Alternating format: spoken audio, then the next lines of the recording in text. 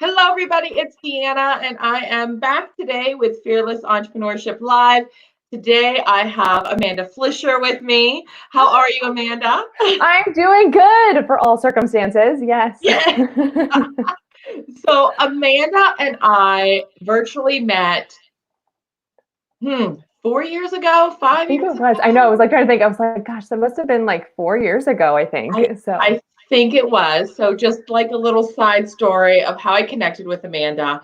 Amanda was using social media really well, probably never expected that this would happen, but she posted a giveaway on Strength Finder's book.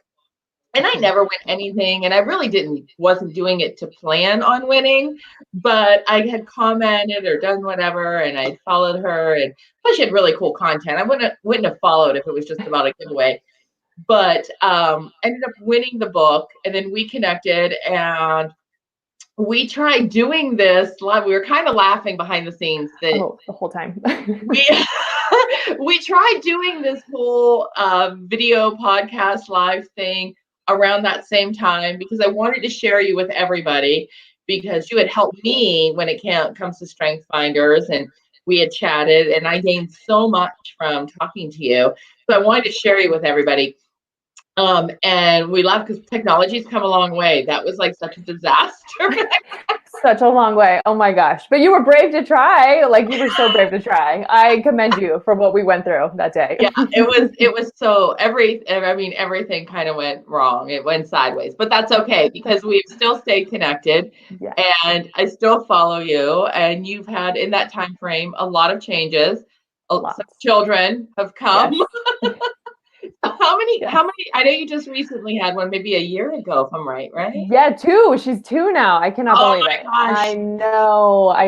It goes by real fast once you add 3 to the mix. Yeah. So I have 3 kiddos now. It's my crazy. goodness. Yes. So tell me a little bit about what you do. Yeah. So besides being a mom to 3, a wife to a high school teacher who's also trying to manage all this from afar. I don't think that. He was yeah. Well, right now as we're chatting, he's on calls with his students right now. So it's just real funny. Him managing them and all their stuff. So it's real fun. Just this whole thing is an interesting time period. But yeah, so I do self-leadership. And so what that means is I help individuals figure out who they are personally and professionally, and then attach it or apply it, if you will, to what they do. So whether it's being a mom, whether it's being a worker, just really looking at the person as a whole. And so, but first, what I always understood and what you've had to go through and I've had to go through is you have to lead your own life first before you can even attempt to lead others, so that you know your triggers, right? You got to know what's going on for you before you can really show up for other people in the right way. So, and especially during a pandemic, my gosh, the conversations I've had over the past 6 weeks have been really interesting about people leading themselves. So, and apparently I'm a little froggy this morning, so I'm going to have So I've had a few calls already this morning. So yeah, and you're in California, right? Are you still in California? I'm still in California, San Diego. So anyone watching, San Diego, yes. Yeah. So we're having the 1,000,000-degree heat weather the last few days. Is it really? So. It's nice out there? Yes. So it is nice. So yeah. And I'm in Montana now, so. I know. Oh my gosh. Yes, we haven't even connected about that yet. I know, and we need to. We do. Oh my gosh. I'm so sorry to your audience. We're like, hey. It's all right. So I've got some questions because right now, with this pandemic, but not even with the pandemic, I think we're just seeing a little bit more of it, that people are feeling like all these barriers are kind of around them and preventing them from just living a normal life, right? Because things have changed. Yes. And some states are kind of loosening all that up, and other states it's still pretty on lockdown. So how do you, it's not just these physical barriers, but it's these mental barriers also that we're finding. So how do we break these barriers down? Yeah, it's a great question. So I think, and just basically what I've noticed over the last 6 weeks is, first week out of the gates, we all kind of were in shock, right? We're all just like, this is happening. I can't believe this. And then we get into these like little phases of, it just kind of was like, like, what can I do? I don't know. I've hit a wall. And so what I've noticed most about over the last 6 weeks is those that have stayed afloat And those that have just kind of been like accepting what's happening to them, kind of just stuck, if you will, like you're asking, that idea of growth versus fixed mindset has been huge. And I've been watching it left and right. So the leaders and the individuals I've been coaching have been either they're in a growth mindset, meaning they're open to something different. They're open to the idea that this is not going to last forever. We can do something about this, or what can I do right now? And sometimes it wasn't even monetary stuff. They were very much like, how can I help my neighbor? How can I get involved more? How can I send money to the food banks? How can I? And it was just a sense of growing and something they weren't doing. Or even just like you and I were chatting earlier, they're starting their websites. They're working on things they haven't done in a long time. They picked up that book that they knew they could do, right? Yeah. Versus the fixed mindset leaders I've been working with, just are kind of accepting what's happening and just really staying under that like fear, under the scarcity of like, there's not enough, I don't know what I'm going to do. And just letting that rule them and let them stay in that space versus what can I do? What can I be in charge of? How can I take control back?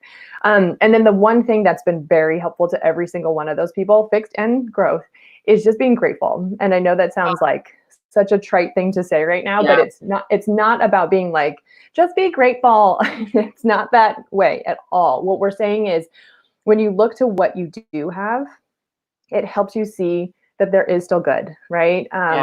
Even I was watching a thing from Daniel Pink. He has a lot of great books. The book that he had was Drive, one of the ones that really resonated with me a long time ago. And he was on a podcast this week, and he was saying, he's like, look, I know people are upset and protesting and these things, but he's like, but collectively as a whole, hundreds of millions of Americans are still staying put because we collectively believe this together. And there's nothing wrong with the protesting. They're out there. We all have our right to do it. But he was just saying collectively as a whole, we're doing this together. So even just turning that little thing that like, oh, this is terrible versus wait, we're all in it together. We're all doing this for each other. Helps you grow. Right. And it really does. And even in my own community, I cannot believe how many people I see and meet. Oh my gosh, I've met so many neighbors. So, that part's true. It's so true. So it's just dealing with your mindset work around it is it's more about what are you in control of versus what are you letting control you. Ooh, and once that's good. Right. And once you understand you are in control of your thoughts and how you want to feel about all this, it starts to make you feel, again, more in control.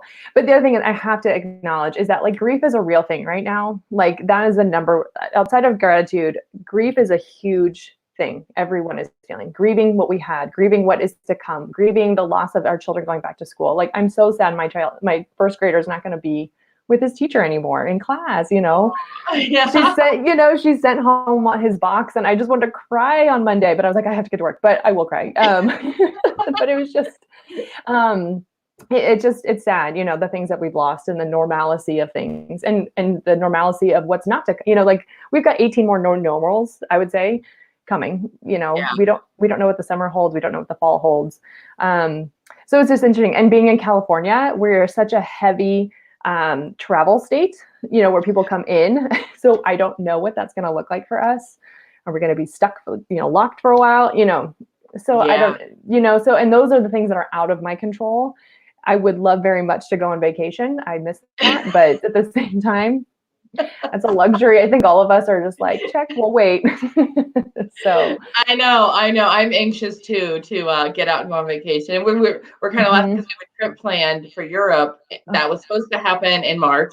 It's now pushed back to September, October, and we're like, is that even going to happen? Yeah. I mean, we really don't even know, and it's like, okay, we'll just kind of wait and see and roll with it. But we have no idea. You cannot plan anything. Like I want my kids to come out and visit because they're still in Ohio. Yeah. And we've talked about it, but it's like we can't plan anything until we know. And that part really stinks. That uncertainty of like not really sure how to plan tomorrow really stinks. So you mentioned a few things about getting unstuck, and I put this in the banner over here about getting unstuck because I think a lot of people feel stuck. And you talked about having a fixed mindset. What are some things you can do to not have that fixed mindset, to look out beyond that? Yeah, no, it's great. And the great thing about the fix versus growth is that what Carol Dweck in her book Mindset really talks about is that it's always moving. Like it's not a born thing. Like you will definitely, it's just what you choose. So Right. to get you out of the fixed, it really does start with gratitude. And I mean, basic, bare bones. I'm grateful that this coffee is sitting right next to me when I have a froggy throat. Like, kind of bare bones, basic stuff. There's, versus, I am also grateful that I chose a career 10 years ago that allows me during a pandemic to work from home. And I've already been doing this for a long time, so Right. there's those little things to getting you unstuck. So first and foremost, just do some gratitude every morning. And then again, bringing back what you're in control of. And the big thing that I'm noticing is that hope gets us out of there too. Like hope for what the future can hold, right? You've got to understand that there's hope. This isn't going to last forever. Let's hope, right? But so, that's my hope. That's my hope. But, but they are working on it, right? Like they're working on it day Right. and night. We have professionals working on this. We will get back to some form of normalcy. It's going to probably trigger us a little bit, but there's something there. But with what hope is that it's looking to the future to see, what do I want? What do I need? What am I not getting right now that I would love to be able to go after later? And Yeah. so really, and then that comes down to really defining what success looks like for your life, even in a pandemic, right? Like, there's things that I think we're all learning right now that's like, gosh, not everything is for sure, right? Everything Yeah. is fragile. Everything could go away in a heartbeat. But what am I in control of? What do I want? What do I want to go after? And yesterday, I was sharing with you, I was on a panel yesterday talking about permission and talking about, what do we need to give ourselves right now? And one of the women was like, I just give myself permission to do nothing. I don't want to do anything. I don't want to have to go, catch up on all the Netflix. I don't want to have to go catch up on my emails right now. I just want to sit and do nothing. And maybe that's what you need, is to stop pushing yourself so hard right now.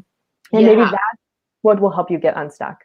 Because sometimes, which I know because I work with a lot of ambitious women that are very not power hungry, but just hungry to do more, right? And so Right. sometimes that want to do more makes them stuck because they've been running ragged and they just need a nap or they're just tired and they just need a I rest. I can relate to that I know because you can. I can totally relate to that because uh, I mean, it's like I'm always trying to think. I'm always working. So Yeah. I do time blocking a lot, and I just Mm. changed my schedule so that I have weekends off, but I've also assigned certain days where I'm not working. And I needed to do that to shut down. Now Mm-hmm. yesterday was the very first day that I didn't work during the Good. work week. No, I mean, it should have been good, right? Yes, And I know. I know. and one day I think it's going to be good, but it was so uncomfortable because I didn't know how Yes. to get quiet. I Yes. kept going back and doing work, and I kept working on people on websites, and I kept, going through emails and doing all this additional stuff. But I know really I need to just get quiet because there are things, gosh, this is going to sound really weird, but I know there's like some changes and there's things that are currently taking place within me. I mean, Mm-hmm. obviously in the world, but like Yeah. within me, and I'm trying to pull them out Yes. and Yeah. get quiet enough. But it's really hard to get quiet when you're used to always Running. going and Yes. going. Yes. Yeah. It's And the hard. number one thing that I work with clients is get quiet enough to hear what's going on inside you. Because Yeah. our internal stuff is telling us something, right? It's telling us something's wrong, and we'll chalk it up to something else. We'll chalk it up to, oh, I'll deal with it later. And sometimes that's our own health, And so Yeah. you've got to listen to it, because if you don't sit quiet enough, and what we're meaning by this, for anyone who's like, what are Yeah. these girls talking about? What we're saying is just get into a journaling practice. What's inside your brain and get it out on paper. Sitting quiet enough with a book, maybe, or just getting a cup of tea and just watching, the birds go by. Something enough where you're just still and not trying to move and do stuff and try to, and that's the hardest thing I think for anyone, man or woman, to sit still enough to Yeah. actually enjoy it, right? Like we are Yeah. just, and even, and I would say what I've noticed the past few weeks is that we hit a wall when it comes to adrenaline. We were all out, like, well, okay, let's do it. Let's create something brand new and crazy in this like time that we have. And then it was so American of us, right? Like it was so like, so our normal thing. And then we all were like, oh my God, I don't know how to not be an adrenaline junkie. Like Yes. this pandemic has created us to slow down and to stop and to realize what's most important to us, you know? Yeah. And there was a bunch of us on a call a couple weeks ago that we all just said, what's the one thing we will continue after this? What's just one thing that we know will continue? Because we know that we're going to go back to the sports. That's a good question. Yeah.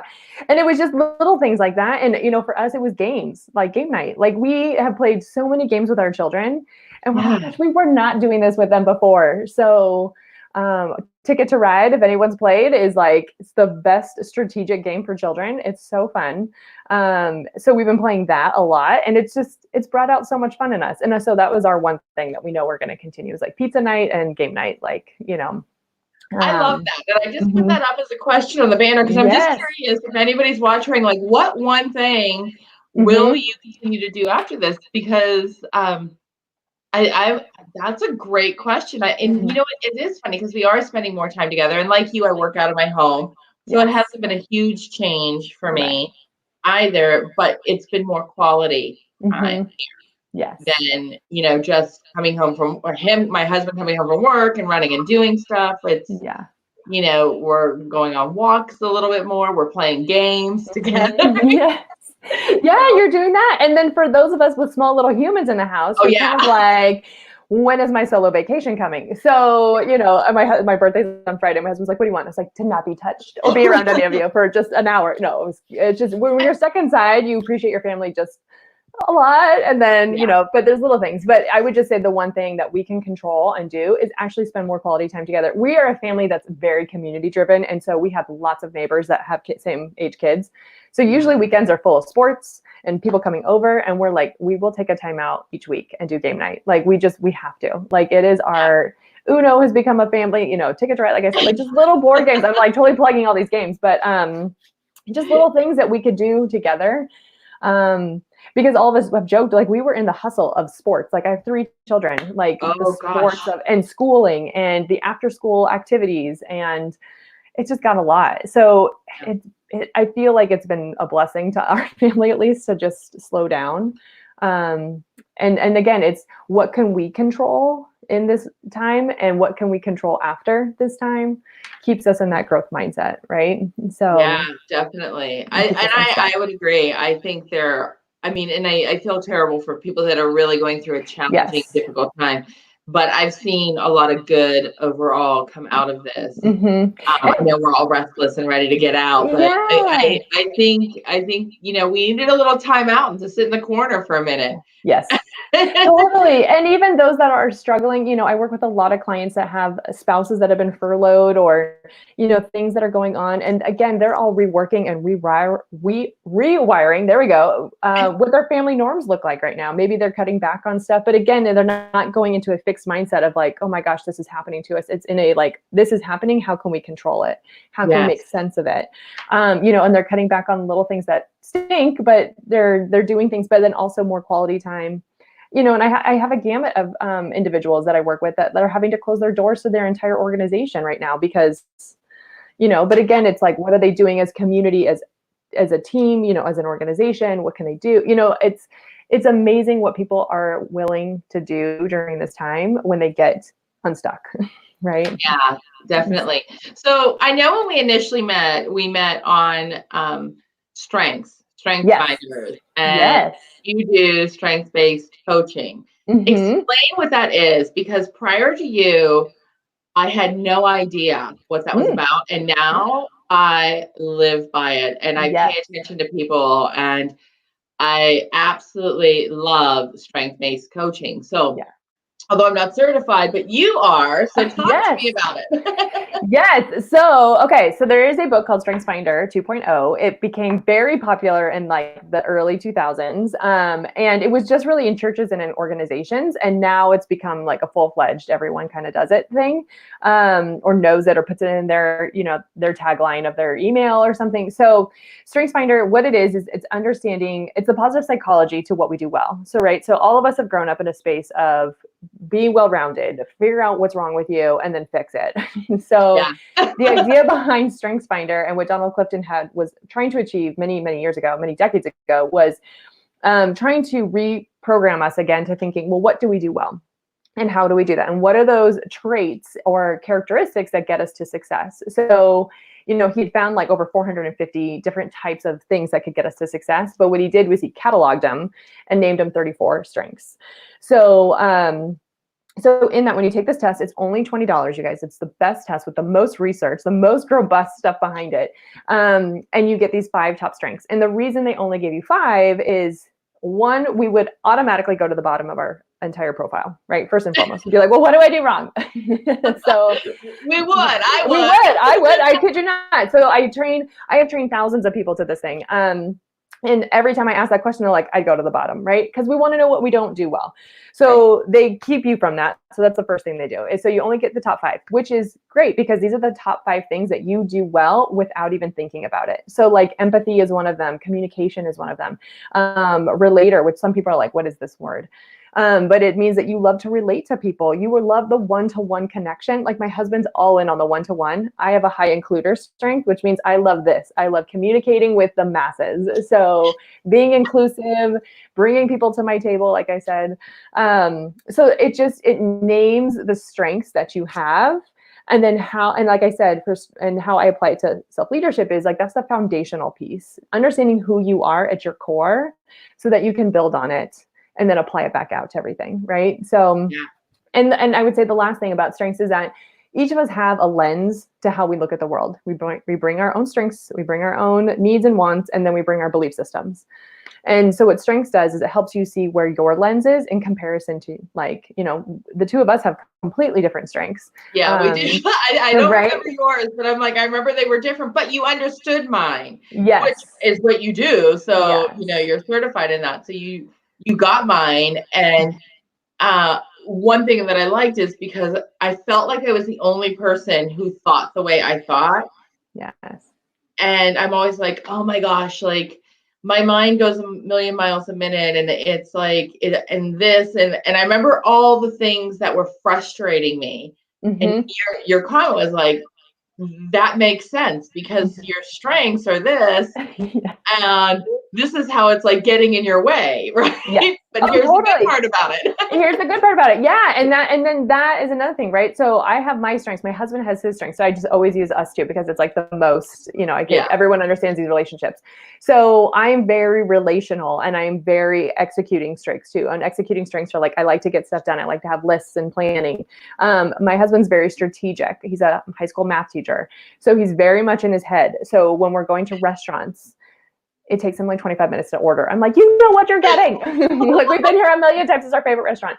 But he has to be strategic about it, right? So what it does is it helps you see how people are relating to the very same thing you're doing, right? Because he's operating from his lens, I'm operating from my lens.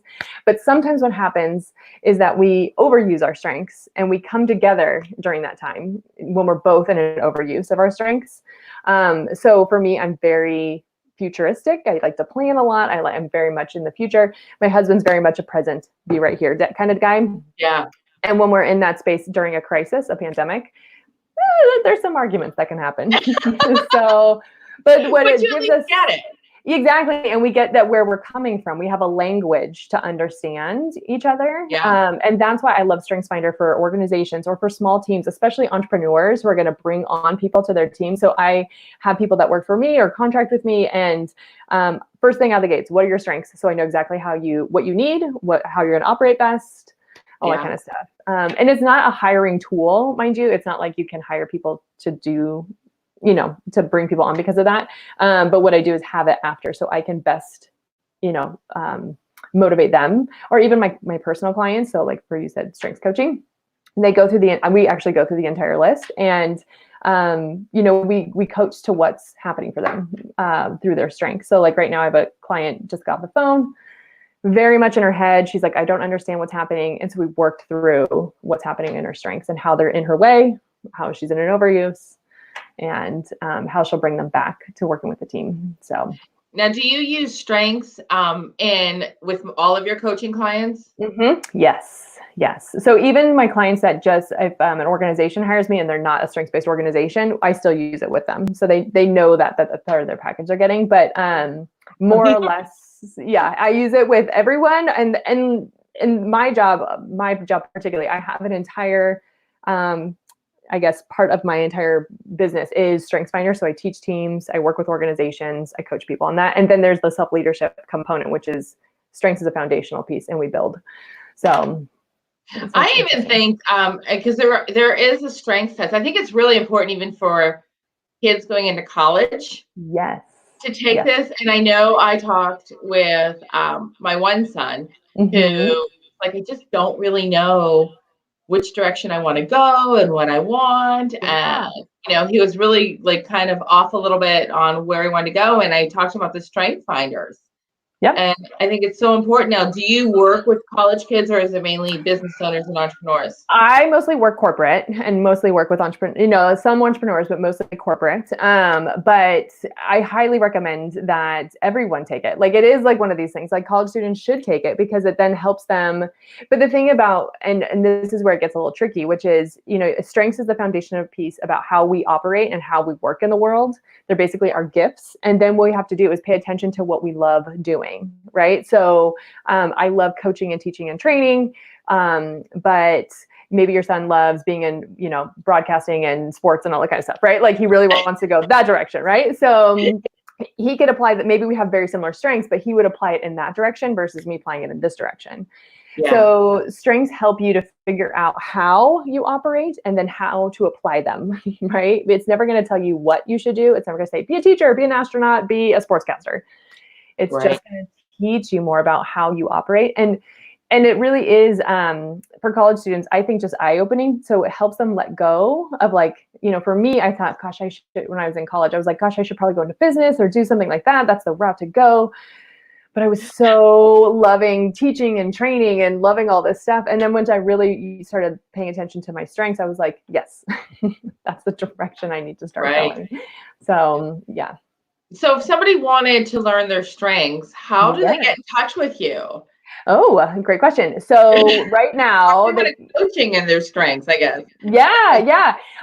They can just go to my website and then it's amandaflisher.com. And then they can jump actually on the newsletter, which is amandaflisher.com/blog. And so they could jump on there. I send out weekly emails to people on Fridays, and it has lots of tidbits and just ways to use your strengths or ways to use self-leadership in your everyday life. But I will be offering out actually some strength stuff coming soon. So awesome. So make sure you're signing up for her newsletter right now. So that you I know, because there's lots of ideas have been percolating during for me, again, futuristic, and I have lots of executing strengths that have been percolating during this time that I have time to work on. I usually am working pretty heavily in person in trainings, so those are not happening right now. Yeah. so I have time. I have time to start working on my baby projects that I've been like, oh, I can't wait. So. That's awesome. That's awesome. Well, Amanda, thank you so much. Oh my gosh, thank you. Out of your day. I loved catching up with you. We have to connect again. I know. Definitely. Yes. And if anybody is watching who, if you don't know what your strengths are, I highly recommend you find them out. It will give you so much insight into all of the things that you do. So, I mean, and it's so beneficial. I'm so grateful that I won your book. Me too. I'm so grateful too. We connected. Yes. Because it really was a shift for me in understanding, even like I said, even when those roadblocks come up and that they stop me, I know now that it's tied to my strengths. And because I get that, and because of what you've taught me, I know how to overcome it, where before it probably would have just stopped me in my tracks.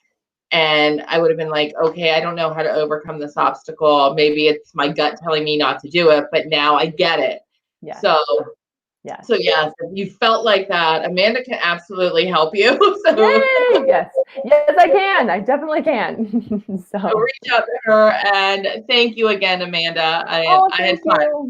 I know, me too. Thank you for having me. Oh my gosh, I love seeing you. Absolutely. We'll see you guys. Bye, everyone.